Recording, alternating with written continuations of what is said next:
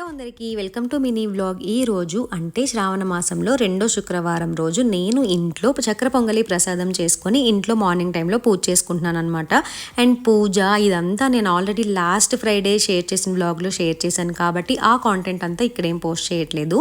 And ఇదైతే మా lunch పప్పు పాలకూర. అండ్ లంచ్ అయిపోయిన తర్వాత కొంచెం జ్యూస్ తాగేసి ఈవినింగ్ టెంపుల్లో ప్రసాదం పంచుతాను కదా, అంటే నా లాస్ట్ వ్లాగ్ ఫాలో అయ్యే వాళ్ళకి తెలుస్తుంది. శ్రావణ మాసంలో ఎవ్రీ ఫ్రైడే నేను టెంపుల్లో ఇలా ప్రసాదం ఇచ్చి అందరికీ పంచుదామని అనుకున్నాను. సో లాస్ట్ ఫ్రైడే ఏమో పులిహోర చేసుకున్నాను, ఈ ఫ్రైడే శనగలు చేసి ఇంట్లో పూజ అయిపోయిన తర్వాత ఇప్పుడైతే టెంపుల్కి వెళ్ళాలన్నమాట.